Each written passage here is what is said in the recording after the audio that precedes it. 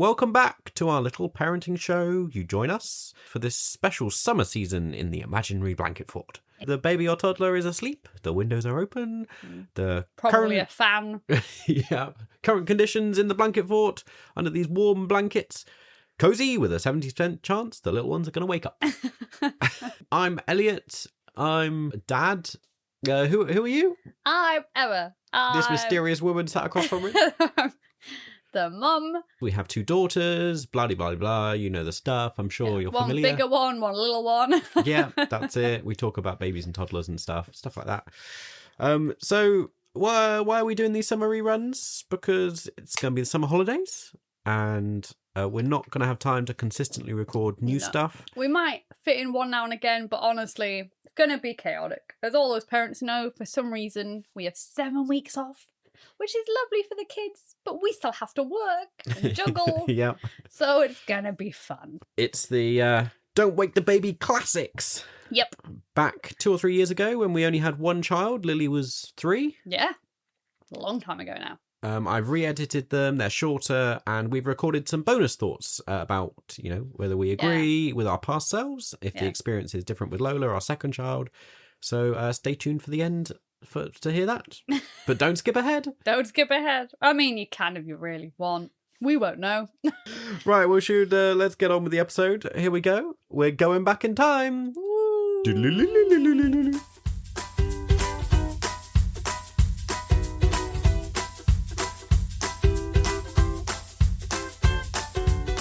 Close that stair gate with a bang and slide down the stairs into the conversation today. Which, a perfectly normal expression. We're chatting about Montessori and Waldorf and other bits and pieces. Yeah. I feel like we should clarify that we're by no means experts on this. We're just normal parents. And I'm going to clarify now, if I say something that is incorrect, you're welcome to correct me. Yeah. It's just what my understanding is of these things. I feel like we should say something incorrect purposefully to see if people catch it, cause a bit of controversy. So what did people think? I'm just finding it on my phone. So you asked some other fellow parents, some friends? First one said they think of it as Montessori and Waldorf as sensory toys and things like you encouraging them to clean up after themselves and help do household tasks. Okay. The other one said she associates it with the Netherlands. Oh. She thinks it's very big over there. So in her head, even though Montessori is Italian, she sees it as a very Dutch kind of learning thing. That's interesting. And I know from listening to another podcast that there is a lot of Montessori schools over there. So actually, I think she's probably right. But till she said that, I was like, I never put together that some countries might favour it a lot more than others. And I asked my sisters, all pretty similar, of wooden stuff. Yeah, wooden stuff. And a few of them knew it's hands-on play, it's that kind of open learning. For those who don't know, Emma, do you want to give us a history lesson? My quick history lesson. Maria Montessori was Italian and set up her thing in Rome. And Waldorf is by someone called Rudolf Steiner. Okay. I'm learning lots. This is great. I'm just Googling it and seeing, I'm double checking and she's absolutely right. I have to remember where he's from though. In my head, he might be Austrian. That sounds right. When we first had Lily, actually, was it slightly before? I think we talked about how I read avidly while I was pregnant, lots of things about parenting. Trying to get prepared. And at that time, I'd never heard of Waldorf. I really focused on Montessori. Yeah. Because that's something I had vaguely heard of. Oh, before becoming a parent, I'd not heard of Montessori or Waldorf. Or other, the other thing is, there are other There's Reggio Emilia. Yeah. There's loads of kind of almost very similar but slightly different emphasis is on learning styles. Okay. We're focused predominantly on those two because I think, are they the most well known? I feel like they're the most popular. Yeah. It's my impression that they've kind of had almost a second wind. I think they were very popular a few years ago when they first were created. And then there kind of was a lull, and now they're slowly becoming more popular again. Did you say this? The Montessori lady, she opened her first school with this style of of Education in 1907. I didn't say what date. Very interesting. 1907. So it's like you say, it's a long time ago, and then it's kind of really come back around recently. So let's dive into, do you want to explain what Montessori is? So it's primarily, originally, they were learning styles. Yeah. They were mainly aimed at toddler and school-age children. Yeah. So this is when, like, new books come out, like the Montessori Baby. That wasn't ever considered before because it was originally seen as a way to help children learn in a very natural way. Very much focused around education rather than... Yeah, so with Montessori, I think her whole point was that she thinks children are naturally interested in things. Yeah. So why don't you just feed that curiosity rather than saying you have to learn this, you have to learn that. You give them the choice of, there's all these activities. I feel like one of the best examples is taking a properly Montessori school where rather than teaching a curriculum where you'd sit at tables and learn something, they would have different activities dotted around. And one of them might happen to focus on maths and one might happen to be English, but you get a free choice of what you're doing. Your child will go and engage with them and learn through play as well. Yeah, learn through is a big thing in them. But it, as your friends and parent friends pointed out, there a lot of it is to do with wooden toys and play in that way. It's about saying the things you interact with don't need to be like electronic and flashing lights. And they said the main thing about Waldorf and Montessori, they both use very natural materials. So it's wood or like natural as in it's wood or pure metal or something you find in nature, which we really did like. And we're not going to lie and say our child doesn't have TV or, you know, some toys that make noises. Yeah. But I do think when I was learning about it, I thought, oh, what a great way to try and keep their imagination alive. Yeah. And try and make them more creative about things. That's what really draws me to both of these things is around that encouraging creativity and their imagination. And that's really... I get the impression that's what both of these things are kind of aimed at doing. I would say Waldorf is definitely more about imaginary play, whereas Montessori is more about... the practical things you engage with. Yeah, and it's about independence and almost like living in the real world. Montessori, this is when I'm really torn between the two. This is why I think both methods are great and you should kind of combine them if you know enough about them. In Montessori, I did hear it online. Yeah. Somebody said... Montessori is like an atheist thing, and Waldorf is like a religious thing. Really? Yeah. What's the comparison there? Because Montessori, there is no place till after the age of 6 for make-believe. Yes, I knew about that. So it's very grounded in you shouldn't teach children about fairy tales. The thing was you could after 6, but you want them to live in realism till that point. Yeah. So they can establish facts. So everything they play with is kind of miniature versions of real world items, you know, like wooden kitchens and all that type of thing. It's about engaging with and mimicking. Yeah, so they wouldn't have like a unicorn because they'd be like, well, that's not real. You play with a horse. Yeah.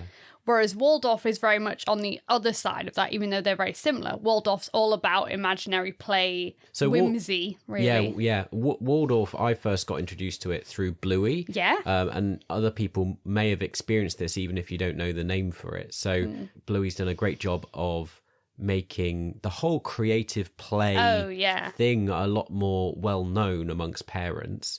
We were watching it and looking at how their school or their nursery, I always get confused what it is teaching Bluey and Bingo about things. And we were saying, this is like a Montessori school, but it doesn't look like a Montessori school. And then we were researching it and realised it's based on a Waldorf style of education, which is that whole, the Calypso, the teacher, is a very hands-off, but encouraging them to be super imaginative in how they play. And there's a big emphasis in Waldorf about storytelling, and that is what we see in Bluey. So yeah, that's how we really found out about Waldorf. Yeah. There we go. There's our history lesson for today. Thank you, Emma. We've all learned something. Be interesting to know how much people did know about it, if they're interested, whether they might know a lot more than us. Everyone listening might be going, yeah, this is really obvious. Yeah. Or maybe you kind of... Oh, there's actually more differences you haven't mentioned. And I'm like, well, I don't know that much. I think, like you said, it's really key to say it's not about like sticking to a rigid, you know, I'm going to be a Montessori parent. I'm going to send my kids to this type of nursery or whatever. We mix and match. Yeah. We can't claim to do it all. We try and do bits of it and incorporate different elements. Shall we go from kind of birth onwards, as we often do, and look at different elements that we've incorporated or maybe didn't incorporate? Yeah. As maybe we can probably notice it more looking back now. We might not have known at the time necessarily that we were doing Montessori, or because I think when we first became parents, we were actually quite keen on the whole wooden toys and everything without knowing why we were keen on it. I'd heard of Montessori, but like a lot of people, to me that was wooden toys and playing. It wasn't a concept of learning or anything. And I think it's fine if it is, just for most people it's a fun way to play. Our family assume baby-led weaning is to do with Montessori. It's true. My parents see them as that's the Montessori way. I think both our parents even they struggle to separate out the different styles that, you know, the different teaching mechanisms that we're going for. And to them it's just all new age stuff that we're into, and which it all is merges funnier into because one. I'm like, a lot of this is from before we were born. It's really old. Really old. Well, not really. Yeah, really old. It's true. It's pretty old. 1907 is pretty old. Yeah, it is. What was I going to say? Yes.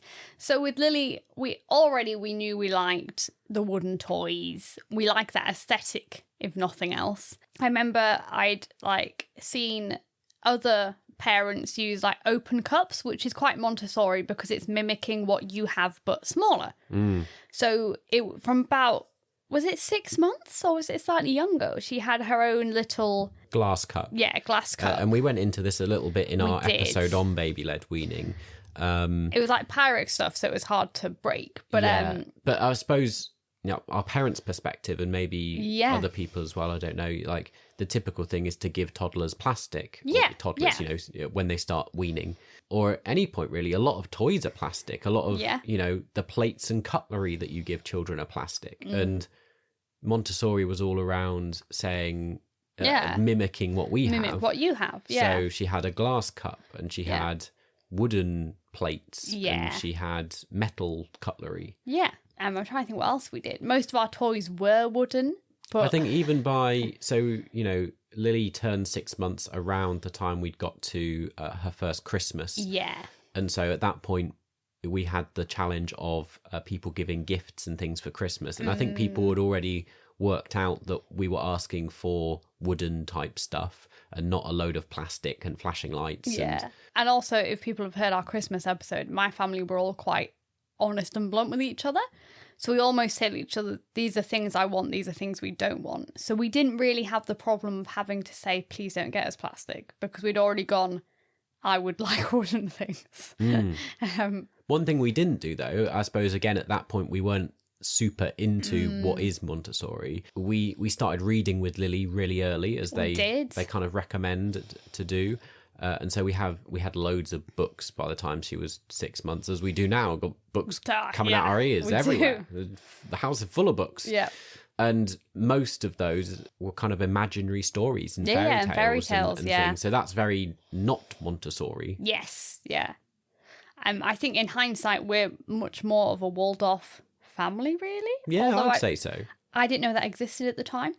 Yeah. So we were like Montessori plus more imagination. Yeah, we like the imagination. We do, yeah. That really amuses me now to think that they're kind of the similarities of how they're compared to like atheists and Christians. And we lean towards the Christian one. That is controversial, though. That's just how I saw someone describing it, and it amused me. Yeah, it amuses me too. I think we would if we had a bigger house. A lot of Montessori does floor beds. We didn't do that.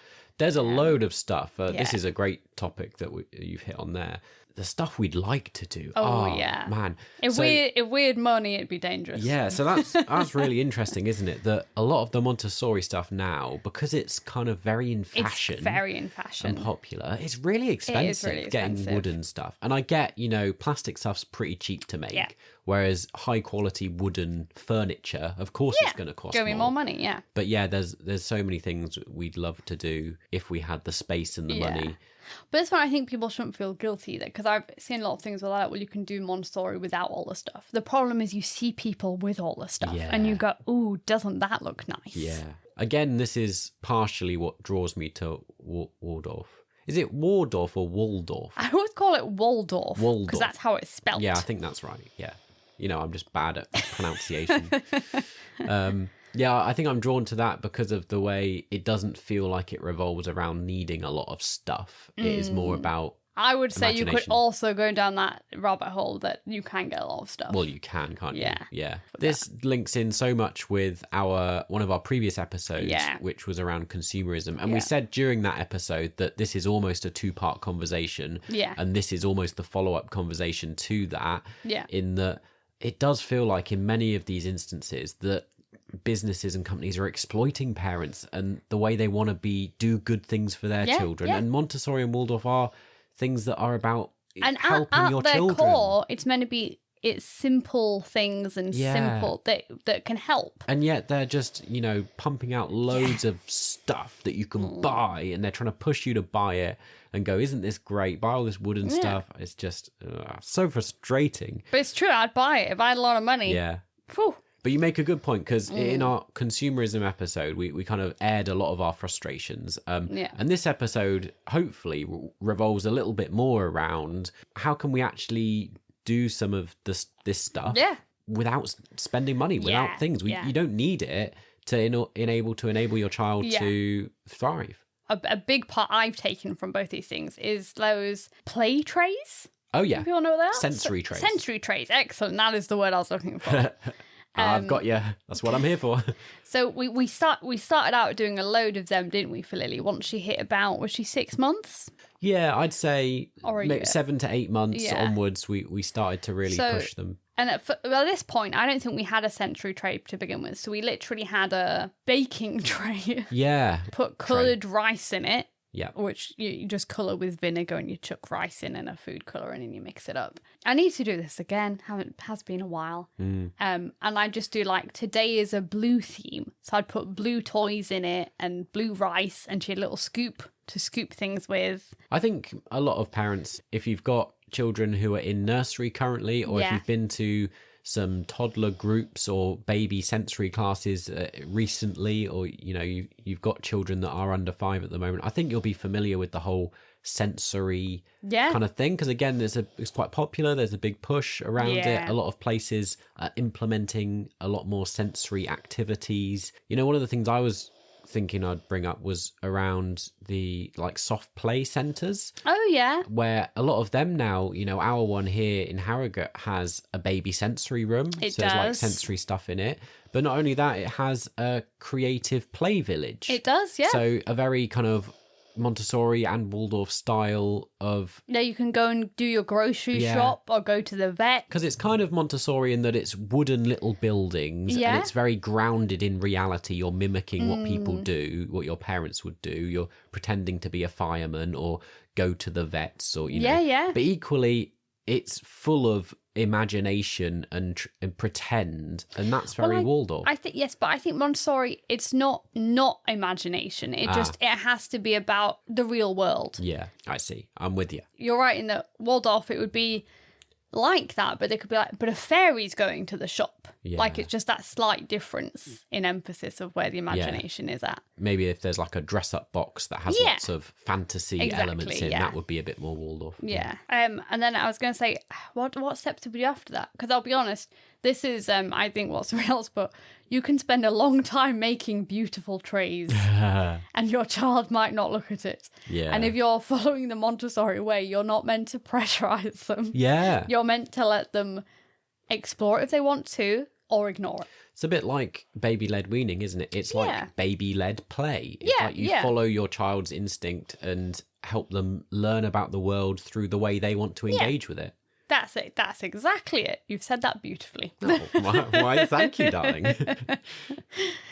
think that's why I'm a big supporter of this. Yeah. I really like the idea that the child is interested in something and therefore you show an interest in what that is, rather than going, well, we're going to do this activity, which, as painful as it is when I've spent a lot of time and energy making this beautiful thing that you're not going to look at. We had someone actually comment when we told some of our regular listeners in our community chat on Facebook that we were recording this episode. Someone mentioned about that frustration that you lay out all these designed activities for them to engage with, and then the kids come in and just completely ignore it and pull different toys off the shelf. And you just have to suck it up and go, okay, that's fine.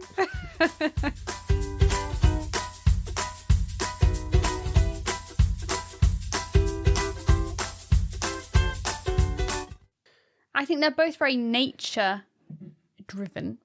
Yeah. And we've automatically always kind of done that. I wouldn't say it's something we've taken from them because we're both big nature lovers anyway. Yeah, we love the outdoors. I mean, you can probably tell from listening to this that we're both big advocates for these styles of play. We're very passionate about it. I mean, I feel like really we should have someone on who like hates them or something. Yeah. It might be more interesting. Well, but I would say it's not realistic to, unless you have a lot of money or a lot of time, to say your whole house is going to be in Montessori, your whole house is going to be Waldorf, everything is going to fit into that niche. Because it's not. That's not the reality of parenting. Yeah. If I was that way, she would never have anything plastic. But I mean, and you have to realise as parents that you often have to compromise and pick your battles. There's things we'd like to do that you can't always manage, and that's okay. You just roll with it and do the best you can. I think we do have to recognise that, as well as cost, which you definitely mentioned, there is also an element of, I suppose, these things being considered quite middle class. Yeah, I think that's probably true. Yeah. And I don't want it to feel like we're looking down on any parents that have lots of plastic toys and battery-powered flashing lights, and that's fine. That's okay. Yeah. You know, we're just big fans of this style as well. Yeah. I'd also say Lily equally loves flashing toys. Yeah. And I suppose maybe the question next is how, you know, in our consumerism episode, we expressed frustration that a lot of this stuff is pushed on us. And that's how we kind of end up sometimes with a lot of these things. But actually, there is a bit of hope that given the choice, I know Lily does like a lot of flashing lights and plastic toys, but she really enjoys and seems to just naturally gravitate towards a lot of these styles, which I suppose is the idea. Yeah. I think it is. And I think in many ways, she's a very Montessori child.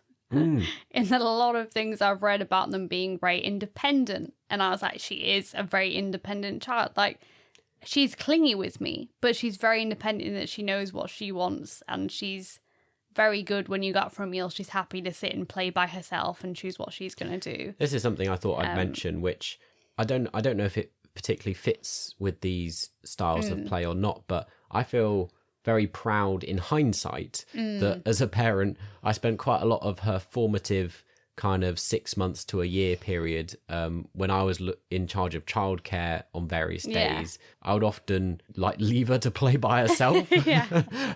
And you would often come in and be like, why haven't you created a sensory tray? Why haven't you put any effort into making a Montessori style thing? I'm like, well, I've just left her to play with the TV remote, or, you know, she's just sat on the floor, you know, doing something, and I'm doing some work on my phone or something. And actually, I think having a little bit of that in the mix has been, looking back, really helpful, because it's enabled her to have that independent play and learn to engage with stuff by herself and have quite a lot of imagination. Yeah, I think that's true.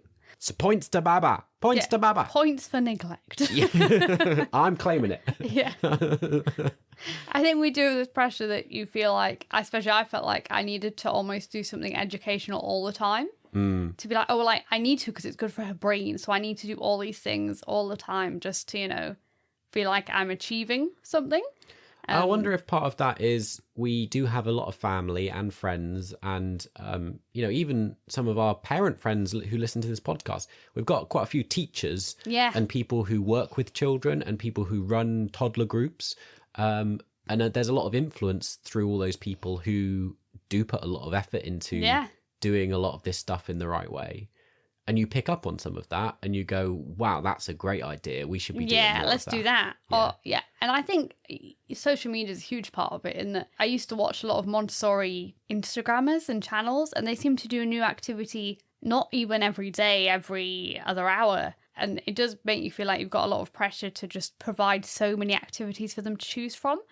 When I think you're right, part of both of these learning methods is letting the child kind of decide what they're going to do almost on a whim sometimes, to be like, I've set out some things, but if you want to do something different. So this feels like it leads kind of naturally into, as children get older, then, as you've already mentioned, this style wasn't really intended for babies and young toddlers. And what we've talked about so far is how we've implemented some of it with Lily when she was a baby and a toddler. But then there's the stage where they start interacting with kind of the education system and childcare and all that. It's fascinating that a lot of nurseries these days they're styled in a way that has this creative play, even though I think a lot of them don't say we're Montessori or Waldorf. Like our nursery is definitely a Montessori style. It is definitely, nursery. And it's why we liked it when we initially saw it and saw all the activities they do with them. And it's going back to your outdoor thing. Ours is very, very big on outdoors and nature. Yeah. Which, once again, we were really big fans of. But I don't think... Because we originally watched Bluey, we were like, wow. And I think that's because it was a school setting. But I think most of our nurseries are becoming those kinds of settings. And that's really good in that they're really promoting doing outdoor things and exploring things, not just, being active, like touching the slimy stuff and seeing what it is and actually interacting with much more things rather than just being like, we're going to read about it. They're like, well, let's go see what that looks like. Yeah. We'll talk a bit more in a second about that kind of education system as we progress through it. But it feels like a good point to interject there around how things have changed, because often on our podcast, we quite like to look back and think about how did things look when we were growing up. And I think this is a fascinating one, really, because it has changed a lot. A lot. And it hasn't. So I know, it's odd, isn't it? It's a weird one where definitely in the past, and someone was telling us about this who's kind of been involved over the past 10, 20 years maybe, kind of more short term. Yeah. It's really changed, and there's a lot more places that offer and have engaged with these styles of creative play. But then you go back to when we were children, there was a lot more plastic, if you like. Yeah. But in the early 90s and things, you didn't get a lot of the battery powered flashing light things. It was still a lot of ways you engaged imaginatively. Yeah. So I remember being at nursery, and even at home my parents would buy a lot of this stuff. I was a big fan of playing with Lego and with Playmobil, and they were plastic, but I had these big pirate ships and castles that had little figures, and I would spend hours imagining stories and playing with them and shooting the little trebuchets and the cannons on the pirate ship, and that's very in keeping. And it was plastic, but it's weird how we're kind of coming a full circle. And I think also, I remember at my nursery, we did do a lot of art and painting. And I actually think that's something that maybe has been continuous. I think art has a lot of the time been seen as a very good thing for young children. But like you, we didn't have, toys that fought each other, but we had a lot of those animals, plastic animals.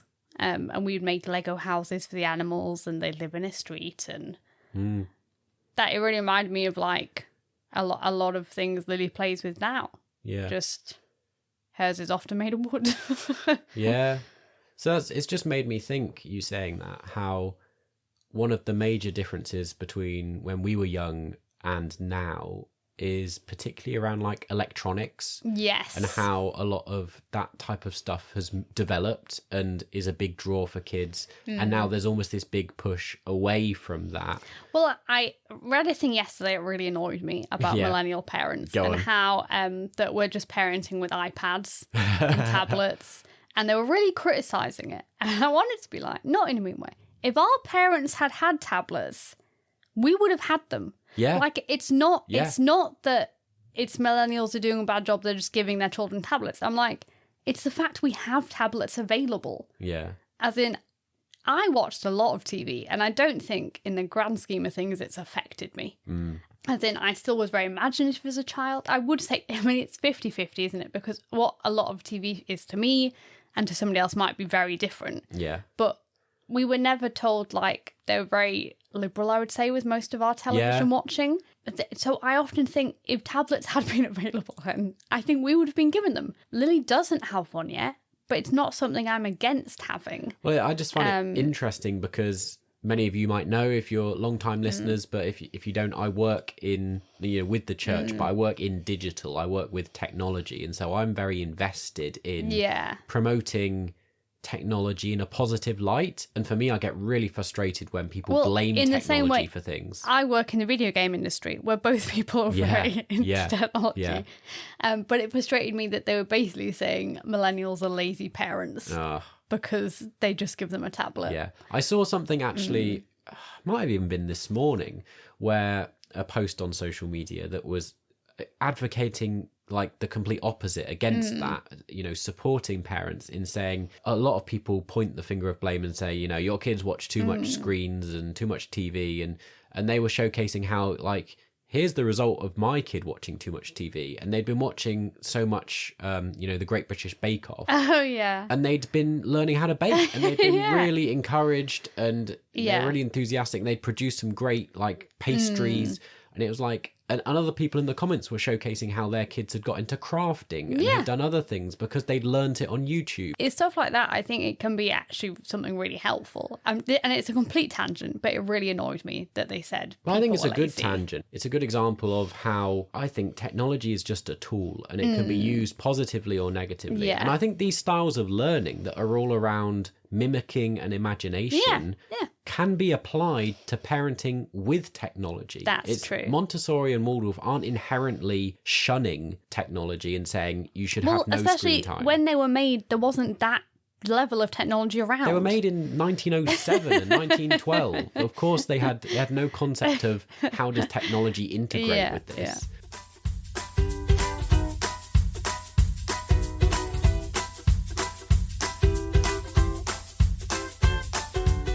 Shall we shift on and talk about the education system further up the chain? And some of this is not stuff we've experienced I was going to say, we don't really know yet. No, but when we're talking about this, it feels important to mention because it's something we talk about quite a lot. We do. So, for example, the whole like Montessori nursery, we've not sent her to a specific one, but it is in the style. But we've also talked about, should we send Lily to a Montessori primary school? Yeah, we have talked about that a lot.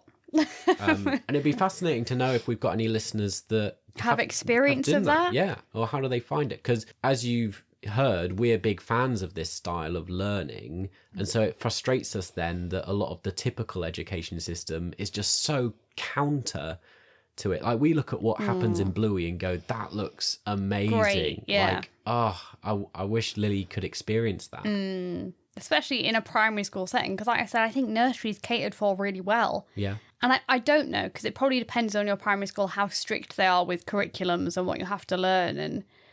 But I would love the idea that she could go off and learn in a very playful way, not being like you have to sit here and learn the letters. Like there's a way you can like draw letters in sand and almost do it as a game rather than having to sit and think, I have to learn this because there's going to be a test, which was a big thing. In most Montessori schools, there is no testing unless it is required by the state. That sounds perfect. I really don't know why we test Whereas, anyone. like, I get you need to know they know it, but people learn things in such different ways and they have such different styles. Yeah. And I think especially at a young age, I didn't find tests helpful. I just found them stressful. Yeah. So, yeah. And you can't tell we have a big thing against testing too young because I just don't think it's helpful. Yeah. And I think a lot of my school life, I spent revising for tests and being worried about tests.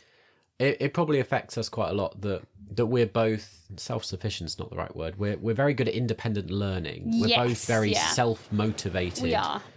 to learn. And so for us, actually, in our childhood, I don't think either of our experiences of school we would say like facilitated our learning very well. No, I would say socially it was good. Yeah. And it wasn't that I disliked school. I think one of my main problems with most of my schooling is that I could have taught myself at home and I don't think it would have made that big an impact on my education. I literally because a lot of it was reading from books. I literally have the same thing, yeah, where so much of particularly secondary school was just reading out a textbook. It was. That's what I mean. Primary school was a bit better. Yeah. But secondary school, it was you were reading a book, you were writing the answers to the book. Yeah. Science, occasionally you got an experiment, but I never found it, oh, I've learned so much from being here. Yeah. It was, no, I've learned because I've read it in the book. I remember in year 6 being so excited and them asking, what are you most looking forward to going to secondary school? And I remember thinking that what I was most excited about was science and that they had labs and that we'd do science experiments and that there'd be so much practical learning. Because for me, and maybe it's because I was a boy and not a girl, the stereotype, I was very much like a hands-on learning person. Yeah. I really struggled to learn just by reading. Being dyslexic probably didn't help as well. Yeah. But then when I got to secondary school, I found like 80% of our science lessons were just reading a textbook. Yeah. And we did do some experiments, but this one I also, it's not that I had bad teachers. I had teachers that were very passionate. I think it was the curriculum that was like, well, I have to be ready for this test. Because I also got annoyed. It'd be a beautiful day outside and we'll have to sit in classrooms all day. And I wanted to be like, we're in the north of England. We don't get that many beautiful days. Yeah. And that day, especially in secondary school, I was like, I would like to just go in the fields and play a sport. Or, sit in the sun. Even if we're learning outside, I'd like to just be outside right now, which would completely distract me from anything they were trying to, and anybody else, I think, because most of us were just staring out of the window, going, isn't it beautiful out there? And we're not allowed to be out there. I used to never, like, when we first met, and I lived down south, I never used to quite believe you when you talked about the north. Because I was like, well, yeah, it's sunny in summer, of course. And I never quite understood until I moved up here to the north, first in Cumbria and then across to Yorkshire, and realised that, yeah, it's pretty grey and you rarely see the sun. It is nice when we do get a good summer, but it's something that you can't go, oh, it's definitely going to be sunny this summer. We're going to have a lovely summer. Yeah. So, I think that's why my annoyance was so much as a child. In that I was like, it's beautiful and you're not letting me out there. You're making me stay imprisoned in this building. Anyway, we're getting off topic, but I suppose to a certain extent it makes sense because we can't talk of our experience with Lily in this situation because we haven't got there. She's 2.5. Yeah. So we fall back on what we experienced when we were young. But it'd be fascinating to know if you've got older children and they're in primary or secondary school, how you're navigating that, particularly if you're like us and big fans of this creative play style of learning. How do you... Or have schools changed more than we think they have? Yeah. Like, are schools a lot better than they used to be? Yeah. And I'm not saying my schools were terrible. I'm just saying I don't think we ever had that creative element involved. And there wasn't any freedom, I would say, in secondary school. My hope is that we're in the early stages, as we found over the last 10 years, where nurseries and things have really shifted towards this style of sensory stuff and imagination, that actually, as we go forward, that will hopefully keep progressing up through primary school and eventually secondary school. It's my hope. That's a lovely hope. I think my problem is, I don't want to sound too negative, but because basically the government controls our school systems, I don't know if I don't know if any of the people who will ever get into power will be radical enough to overhaul the school system. I think that's a lovely dream. And I feel like maybe in small steps, a lot of schools could become more like that. But I think until you get rid of a lot of testing that they say has to be done, you're not going to have that kind of freedom.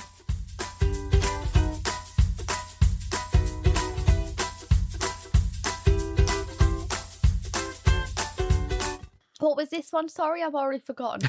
This was on creative play. Oh, yes. So that was all our thoughts. Emma's clearly listened very hard to that episode you've just listened to. So, what do you reckon? Have we been Montessori or Waldorf with Lola? I think we've had like elements. Now and again, I will do a messy tray, but it's much more low effort. Like it's been much more different levels of play. But I mean, that's different levels of effort on our part. Yes, true. But in some ways, the underlying principles and values of, you know, imagination and independent play have still been fairly present. If anything, I would say Lola's actually much better at independent play. That's what I mean. She's done a lot of imaginative play because she's had to. Yeah.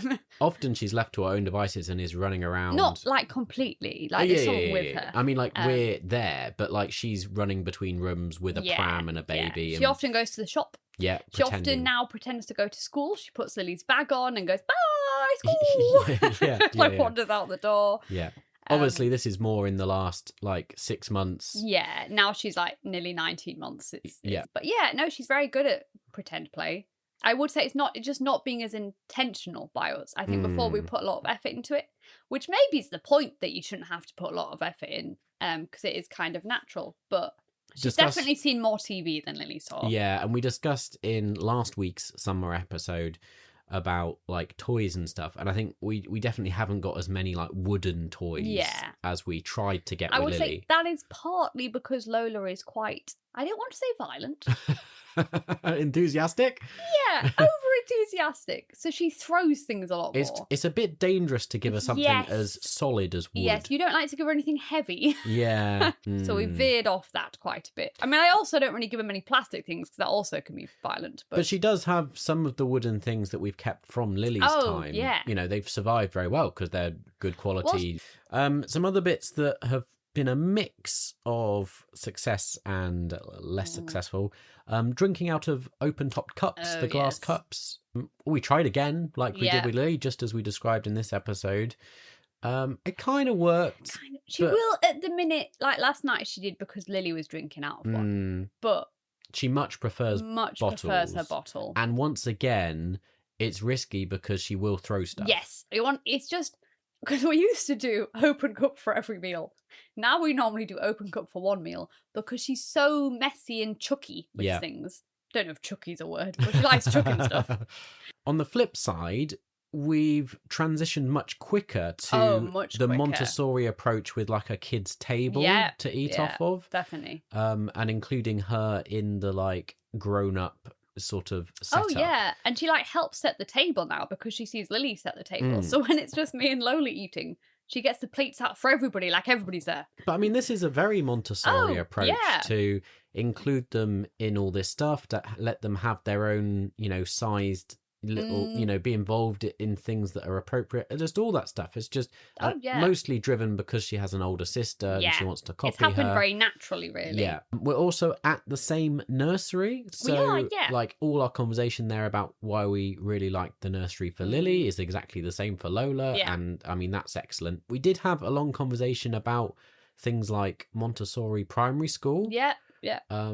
And I suppose, you know, you can listen in depth to our thoughts if you go and listen to our school episodes where we chat all about flexi schooling and our approach to having Fridays as homeschooled with Lily now she started school. But yeah, we haven't gone to a Montessori school, but I would say they currently have a lot of outside time. Yeah. And it is more of an open plan classroom at the minute. I know this will probably change in year one, so we'll see. But... As we said in our recent school episode, our values and our like hopes haven't really changed, but the practicalities of what's achievable has kind of drastically changed. In that I don't think a Montessori primary school is in any way feasible. But in theory, in a hypothetical scenario, our experience of the education system would increasingly make me very fond of a Montessori primary school. The education and this is what's sad, because I often think Lily's in a very good school, especially for reception. Like they made pizzas the other week, like they do a lot of hands-on stuff. It's just, whereas a Montessori school, they'll be like, well, you kind of do what you feel today. And you know, it's just not got the same burden. There's still not quite enough child-led learning. Yeah. I think a lot of our thoughts in the episode are still our thoughts now, really. Yeah. I was trying to think of anything big fans changed. of it. We're big fans of it. I think we haven't put as much effort in with Lola, but like we said, she seems to have naturally, as a lot of people using the Montessori kind of method say, she kind of naturally done that anyway, because she's just much more eager to be a little adult in a lot of ways and reenact what she sees. But I would say all our conversation in this episode about, particularly with the younger ends, the babies and toddlers, I think we're seeing some of that come through in Lily's development, in her approach to the world, seeing some of that imagination flourish because we've tried to encourage this style of play. Yeah, true. You know, early on. And I also think it's like recently I've seen her with other children, and she's so much more confident sometimes than other children, which I think is part of that. Like that we've let her kind of work things out for herself. So like now in shops, that's the whole like overprotective, bubble, and I think we are quite parenting. protective. But like in shops, I always try and get her to go and give the money and like pay and talk to the person a little bit. And I think even stuff like that, it just means they don't see it as scary. They're quite happy to do things like that. Then basically, we're following the same trajectory, trying our best to do it as they get older. There we go. That has been the summer special episode for today. Summer special. I hope you've enjoyed all our flim-flam, chit-chat, jibber-jabber, ramble. Sleep well, God bless. And don't wake the baby. Or the toddler. Or the toddler. Go to sleep now.